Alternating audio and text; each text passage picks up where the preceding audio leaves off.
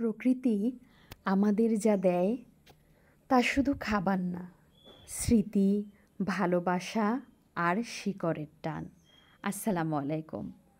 চলুন আজ শুনি এমন এক ফলের গল্প যার ভিতরে আপনি খুঁজে পাবেন আপনার হারিয়ে যাওয়া শৈশব। তার নাম ডেউয়া, বা কেউ কেউ ডেকে থাকেন ডৌয়া। তার বৈজ্ঞানিক নাম আর্টোকার্পাস লাকুচা, কাঁঠাল গোত্রের এক বিশেষ প্রজাতি। বাংলা নাম ডেউয়া, বা কেউ কেউ ডৌয়াও বলে থাকেন। আঞ্চলিক নাম মাইশা কাঁঠাল, আঁচি বা মেহেরুল নামেও ডাকা হয়। বাংলাদেশ, ভারত এবং দক্ষিণ পূর্ব এশিয়ার বিভিন্ন অঞ্চলে পাওয়া যায়।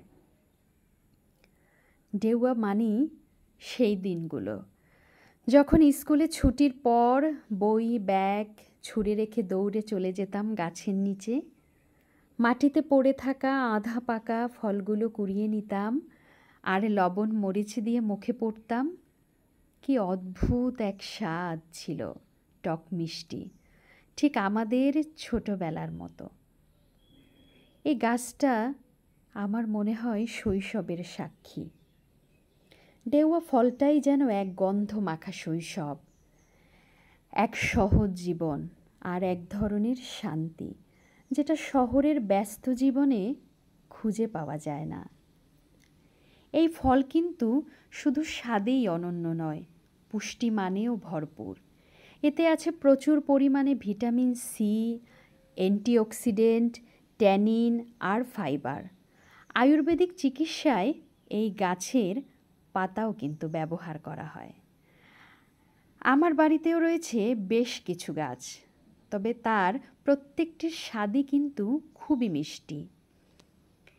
আমরা যেখানেই খোঁজ পেয়েছি মিষ্টি ডেউয়া ফলের গাছের, সেখান থেকে চেষ্টা করেছি একটি গাছ সংগ্রহের।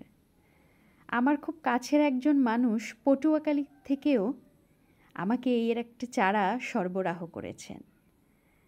আমাদের এই যুগের ছেলেমেয়েরা, আমাদের ছেলেমেয়ে যারা, অনেকেই হয়তো আমাদের শৈশবের সাক্ষী এই ফল চেনেই না।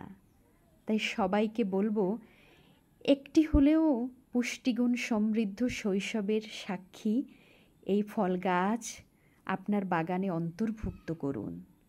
নতুন এই জেনারেশনের সাথে পরিচয় করান আমাদের এই শৈশবের সুমিষ্ট টক মিষ্টি ফল।